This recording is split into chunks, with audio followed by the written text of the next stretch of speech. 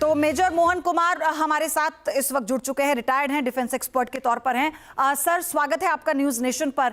अभी जब हम ईरान को देखते हैं किस तरह से उसकी नौसैनिक घेराबंदी अमेरिका की तरफ से की गई है, जो दर्शकों को अभी हम बताने की भी कोशिश कर रहे थे, ये तो ये बताता है कि अमेरिका नहीं चाहता वो टस से मस हो। लेकिन ईरान की तरफ से ये कहा गया कि अगर फारस की खाड़ी में एक भी हमारे ऊपर अटैक होता है तो एक भी जो तेल टैंकर है अमेरिका का, उसको वहीं डुबो देंगे, छोड़ेंगे हम भी नहीं।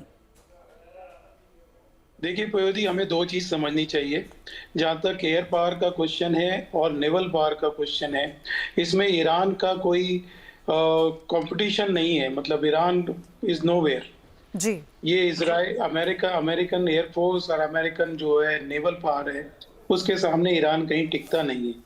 लेकिन जो इसका बॉटम लाइन है, जितनी भी ग्राउंड फोर्सेस हैं उसमें ईरान अपने इलाके में वो भी शेर है, और जितनी उसका मिसाइल्स का प्रोग्राम है या उसके पास जो कन्वेंशनल उसके ट्रूप्स हैं या उसके फोर्सेस हैं, उसके साथ भी ईरान जो है बहुत मजबूत स्थिति में।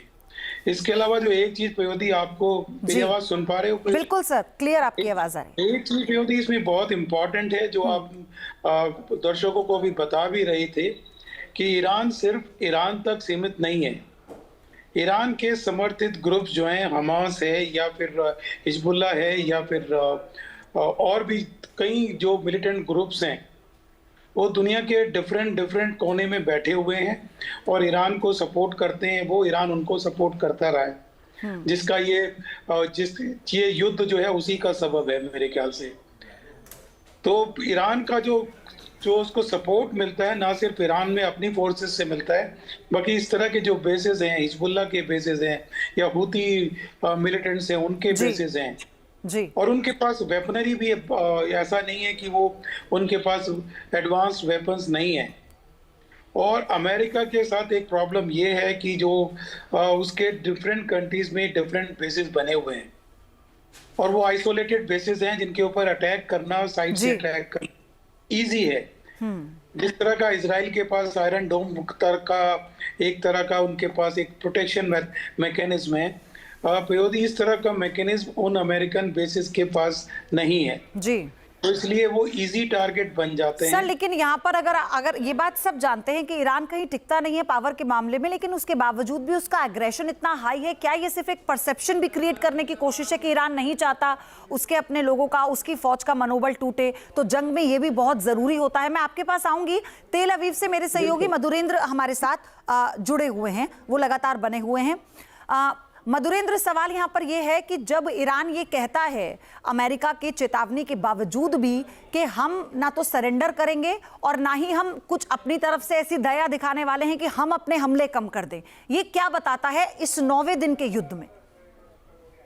देखिए, ईरान के लिए करो या मरो की स्थिति है। ईरान अपने गार्ड डाउन नहीं कर सकता और जाहिर तौर पे IRGC जितनी ताकत से लड़ रही है, जितने लंबे समय तक लड़ेगी, अमेरिका के लिए और इजराइल के लिए मुश्किलें पैदा होगी, क्योंकि उसकी दो प्रमुख वजह हैं। एक तो आप देखिए स्ट्रेट ऑफ हॉर्मुज, अगर ये ओपन नहीं होता है तो जाहिर तौर पे इसके कारण जो है ऑयल क्राइसिस एशिया के तमाम देशों में शुरू होगा और दबाव जो है अमेरिका के ऊपर आएगा कि इसके लिए अमेरिका एक बड़ा कारण है। दूसरी बड़ी बात की अमेरिकी जो सोल्जर्स हैं, वो जब तक ग्राउंड पर नहीं उतरेंगे तब तक आप सत्ता परिवर्तन नहीं कर सकते, जो इस वक्त की हालात दिखाई दे रहे हैं। क्योंकि रिजीम चेंज का जो सपना है ट्रंप का, वो पूरा होता हुआ दिखाई नहीं दे रहा। जिस तरह से लोग जो है वो कंसोलिडेटेड होकर इस रिजीम के साथ खड़े दिखाई दे रहे हैं, और जाहिर तौर पे आप देखिए तो IRGC में कोई फूट अभी तक नहीं दिखाई दे रही।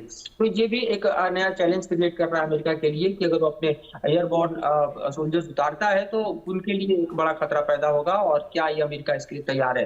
अभी की मौजूदा स्थिति में देखिए तो रणनीति कल रात से बिल्कुल बदली है। रणनीति बदलकर अमेरिका और इजराइल ने खासतौर पर ईरान के जो ऑयल रिफाइनरीज हैं उनको निशाना बनाना शुरू किया है। तेहरान के तमाम ऐसे इलाके हैं जहां पर ऑयल रिफाइनरीज को जलते हुए देखे जा सकते हैं। तो जो एनर्जी इंफ्रास्ट्रक्चर है ईरान का, उस पर भारी पैमाने पर जो है हमला किया गया है, और जिस हमले का असर जो है वो व्यापक तौर पर देखा जा रहा है। अब सवाल इस बात को लेकर है कि जो ईरान रिटेलिएट कर रहा है, उसके रिटेलिएशन में उसके स्टॉक पाइल्स में कोई कमी होता हुआ दिखाई नहीं दे रहा। उसकी सबसे बड़ी वजह है कि अभी भी आप देखिए तो ईरान से आने वाले मिसाइलों की धमक जो है और उसके सायरन्स जो हैं वो सुनाई दे रहे हैं लगातार इजराइल में जहां मौजूद हैं। रात भर में 3 बड़े हमले हुए हैं और कल दिन में भी 4 बड़े हमले हुए। और आप देखिए उसके जद में हम जहाँ बैठे हैं तेल अवीव तकरीबन 1200 किलोमीटर डिस्टेंस यहाँ पर मौजूद है। हाइफा की तरफ आप देखिए, जेरूसलम की तरफ देखिए, बेरशेबा की तरफ आप देखिए। उसके अलावा जो प्रमुख प्रॉक्सी की हम बात कर रहे हैं ईरान की, जो कि हिजबुल्लाह है, इमीडिएटली, क्योंकि हमास की ताकत उतनी बची नहीं है और हिजबुल्लाह ने पूरी ताकत से इजराइल पर हमला कर दिया है। पिछले 4 दिनों से देखिए तो हिजबुल्लाह के हमले से आप नॉर्दर्न बॉर्डर पूरा इजराइल का जो है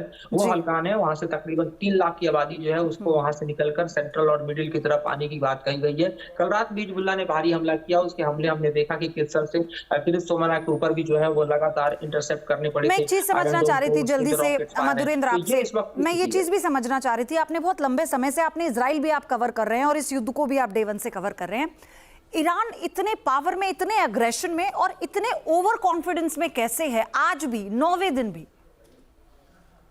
देखिए उसकी 2 बड़ी वजह है। उसके हाइब्रिड वॉरफेयर में 2 बड़े अहम हथियार हैं जो कि बेहद घातक साबित हो रहे हैं और वेल टेस्टेड है। आप पिछले साल भी हमने देखा कि किस तरह से उसने तेल अवीव को दहलाया था। ये और बात है कि उस घटना से सीख लेते हुए इस बार इजराइल ने, अमेरिका ने, आप खासतौर पर देखें तो इजराइल के तमाम जगहों पर, चाहे हाइफा हो, चाहे आप तेल अवीव हो या जेरूसलम हो, या डिफेंस की बड़ी ताकत खड़ी की है।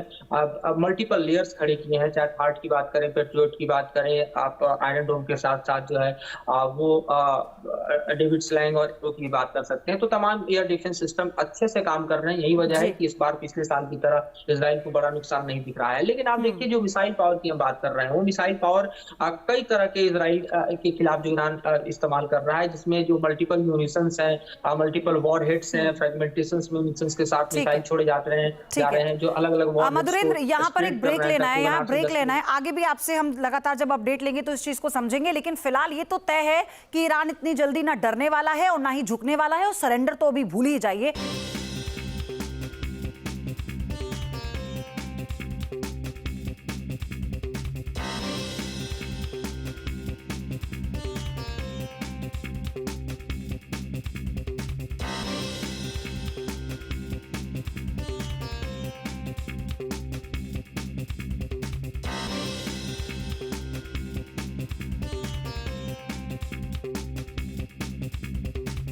आपके मोबाइल पर तुरंत आएगी ब्रेकिंग न्यूज। स्क्रीन पर सबसे पहले दिखेगी बड़ी खबर। देश दुनिया की हर खबर एक जगह। अब आपके मोबाइल पर तुरंत फटाफट इंस्टॉल कीजिए न्यूज नेशन ऐप और रखिए खुद को अपडेट।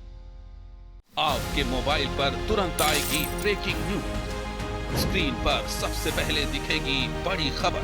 देश दुनिया की हर खबर एक जगह। अब आपके मोबाइल पर तुरंत फटाफट इंस्टॉल कीजिए न्यूज नेशन ऐप और रखिए खुद को अपडेट। आपके मोबाइल पर तुरंत आएगी ब्रेकिंग न्यूज। स्क्रीन पर सबसे पहले दिखेगी बड़ी खबर। देश दुनिया की हर खबर एक जगह। अब आपके मोबाइल पर तुरंत फटाफट इंस्टॉल कीजिए न्यूज नेशन ऐप और रखिए खुद को अपडेट।